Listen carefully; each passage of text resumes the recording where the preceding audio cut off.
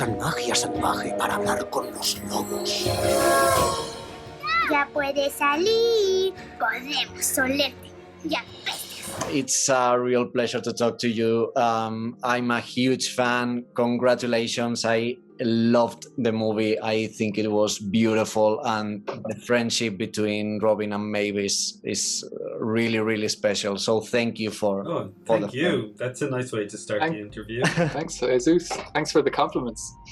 My first question is about those really beautiful images that you get with hand-drawn animation, which seem to be telling that the medium has still a lot to say. So I'd like to know, why did you think a story like Wolfwalkers was perfectly told with hand-drawn animation? If you found any obstacles, or if you think that it's a technique that has no limits? It's a technique that has no limits. The idea of making it in hand-drawn was completely tied to coming up with the idea. It was never like a situation where we said, should we make this in stop motion, or should we make this with live action?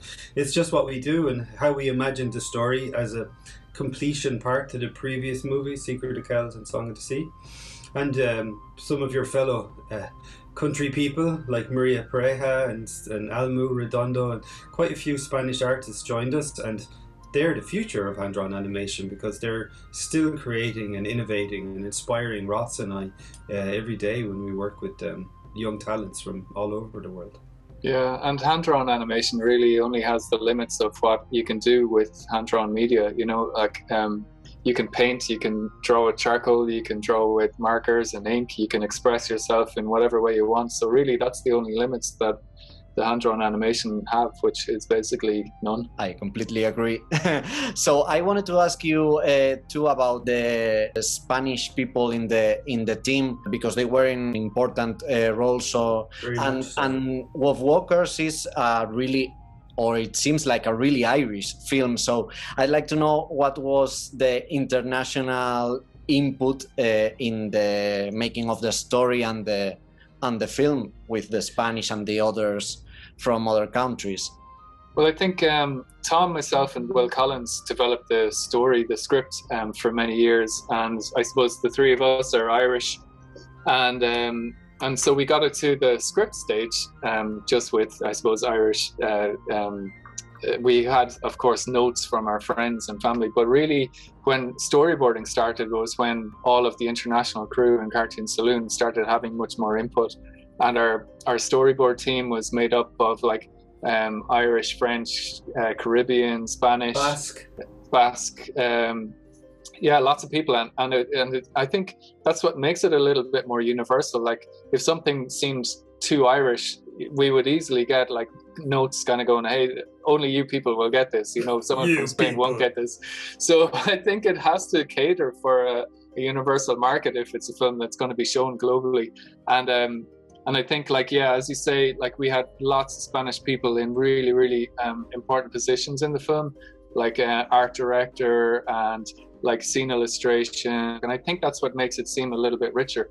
You know, and one of the maybe challenges was that, say, for drawing the forests, that they might draw the forest immediately in a kind of as a Spanish forest might look, and then we would have like research trips going out into the Irish woodlands, and they would notice the differences, and that maybe that's some of the only hiccups that were in the production. But in fact, it was a bonus for me, because I kind of felt that whenever international crew joined, it was a chance to rediscover our hometown again, because we were showing them our hometown where it was set, and it was nice to rediscover Ireland and Kilkenny and everything through the eyes of this predominantly young international crew, which was lovely. I also wanted to ask you, you have said in previous interviews that you didn't want to get political with the film, but you deal with topics like the role of women in society, religion, how we treat nature. So I'd like to know, how did you deal with these tricky topics during the process of the film? If you put yourselves some kind of limit in some of them to not drift a lot from the main story. Well, the thing is, it's like impossible not to be political when you're dealing with these topics, but we didn't want to be preachy, you know, we didn't want to be telling people what they should think, but the whole story is like a love letter to nature and to, you know, and it's like, there's a melancholy tone just in the fact that we're talking about a species that's been made extinct in Ireland, you know, and so there's no getting around that sort of statement.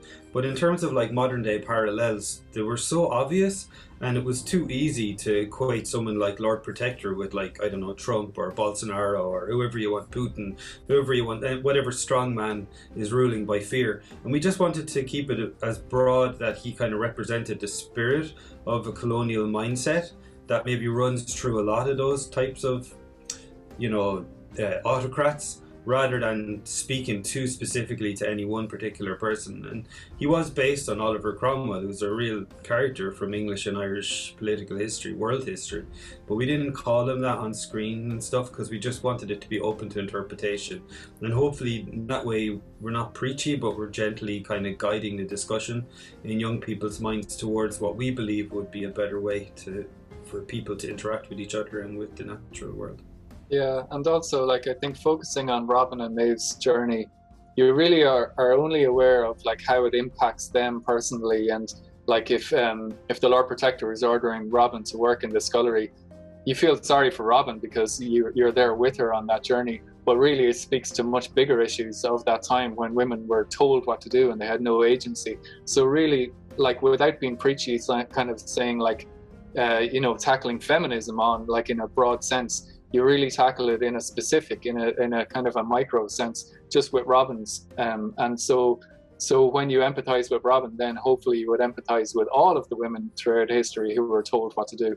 So on that kind of level, then you end up not being preachy because you focus in on the specifics of your main character. Mm-hmm. So now that you ended this folk trilogy with Kel's Song of the Sea and Wolfwalkers, I'm curious, what kind of stories would you like to tell? It's going to be like projects? It's going to be girls in bikinis on a spaceship in outer space. That's mostly what it's going to be. No, I think like the I'm joking. Tom, this is being recorded. okay, I have to stop joking.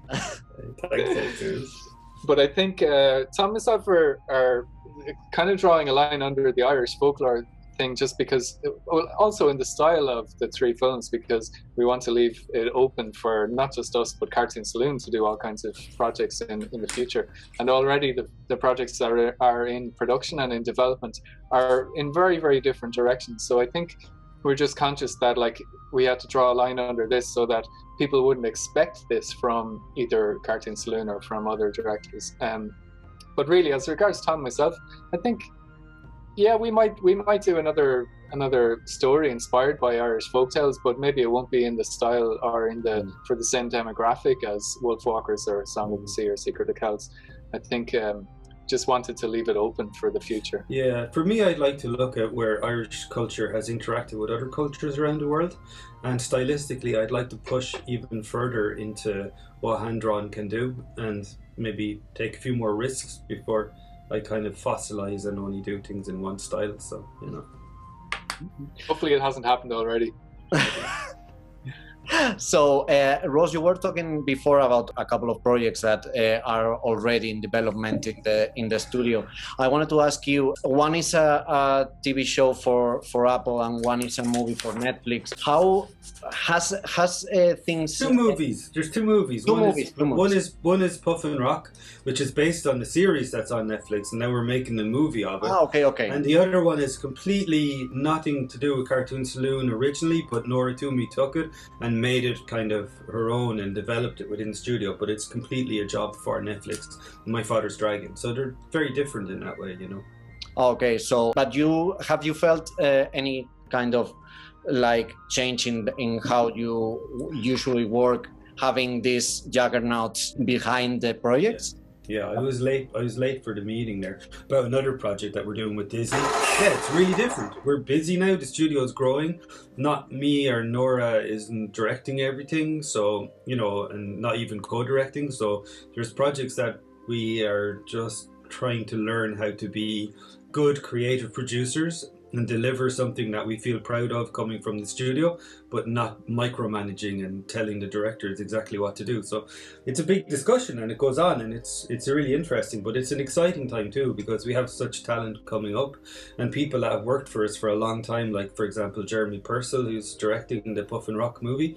It's great to see them getting a chance to direct as well, and it's just a constant balance when everybody wants the name of me or Nora to be associated with the projects, but we would rather encourage the new people to be the voice of those projects and to do it how they would like to do it. So that's just the balance, you know. There's only so much Tom and Nora to go around, and the rest has to be genuinely coming from the new directors, you know, and that's it.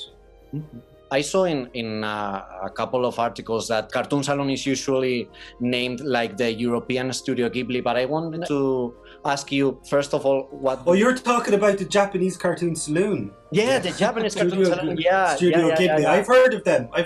Yeah. I think I saw 1 or 2 movies about them, yeah. One of the directors is sometimes known as the Japanese Tom Moore. Yeah. I kind of find the resemblance, yeah, the physical resemblance. Yeah, the beard, of course. So I'd like to know how do you feel about this comparison, and what do you think makes Cartoon Saloon a unique animation studio? The thing with Cartoon Saloon getting like that kind of press, it kind of, I think, does maybe a disservice to some of the other great European studios, like you know, Falavari and Studio 352, and like there's been a lot of great European films that have come out. I mean, even Klaus coming out of was it Madrid or? Yeah, Madrid in Sergio Pablo's studio.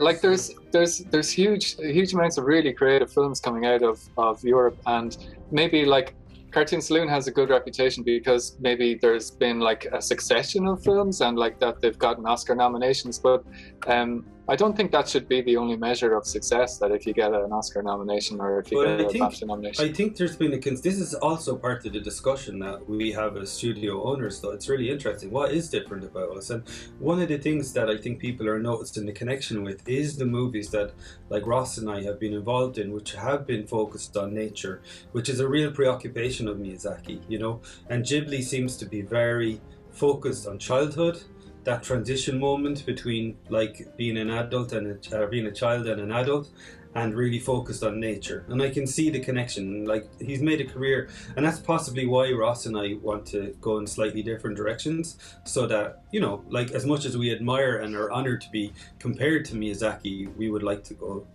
and try different things. Thank you again for this wonderful interview, and congratulations again, and good luck this weekend and on the 25th. Thanks very much, Jesus. Thank you. Team Wolfwalkers. Thanks very much.